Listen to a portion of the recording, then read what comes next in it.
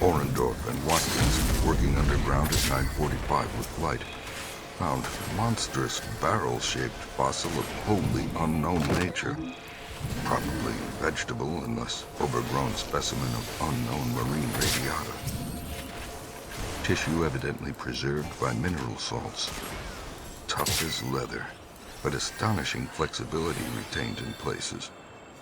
Marks of broken off parts at ends and around sides. 6 feet end to end, 3 5/10 feet central diameter, tapering to 1 foot at each end. Like a barrel with 5 bulging ridges in place of staves. Lateral breakages as of thinnish stalks are at equator and middle of these ridges. In furrows between ridges are curious growths, combs or wings that fold up and spread out like fans. All greatly damaged but one, which gives almost 7-foot wingspread. Arrangement reminds one of certain monsters of primal myth, especially fabled elder things in Necronomicon. Their wings seem to be membranous, stretched on framework of glandular tubing. Apparent minute orifices in frame tubing at wingtips. Ends of body shriveled, giving no clue to interior or what has been broken off there. Must dissect when we get back to camp.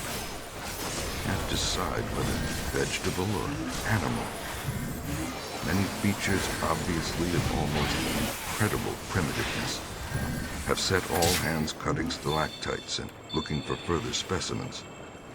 Additional scarred bones found, but these must wait. Having trouble with dogs, they can't endure the new specimen and would probably tear it to pieces if we didn't keep it at a distance from them. 11:30 p.m. Attention Dyer, Habity, Douglas. Matter of highest, I might say transcendent importance. Arkham must relay to Kingsport Head Station at once. Strange barrel growth is the arcane thing that left prints in rocks. Mills, Drow, and Fowler discover cluster of 13 more at underground point 40 feet from aperture. Mixed with curiously rounded and configured soapstone fragments smaller than one previously found, star-shaped, but no marks of breakage except at some of the points. Of organic specimens, 8 apparently perfect with all appendages. Have brought all to surface, leading off dogs to distance. They cannot stand the things. Give close attention to description and repeat back for accuracy. Papers must get this right. Objects are 8 feet long all over, 6 foot, 5-ridged barrel torso, 3 5/10 feet central diameter, 1 foot end diameters. Dark gray, flexible, and infinitely tough. 7-foot membranous wings of same color found folded, spread out of furrows between ridges. Wing framework tubular or glandular, of lighter gray, with orifices at wingtips. Spread wings have serrated edge.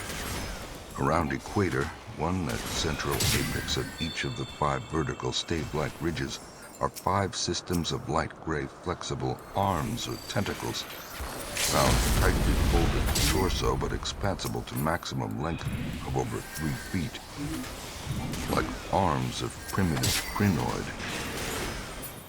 Stalks, 3 inches diameter, branch after 6 inches into 5 substalks, each of which branches after 8 inches into small, tapering tentacles or tendrils, giving each stalk a total of 25 tentacles. At top of torso, blunt, bulbous neck of lighter gray, with gill-like suggestions. Folds yellowish, 5-pointed starfish-shaped apparent head, covered with 3-inch wiry cilia of various prismatic colors. Head thick and puffy, about 2 feet point to point, with 3-inch flexible yellowish tubes projecting from each point. Slit in exact center of top, probably breathing aperture. At end of each tube is spherical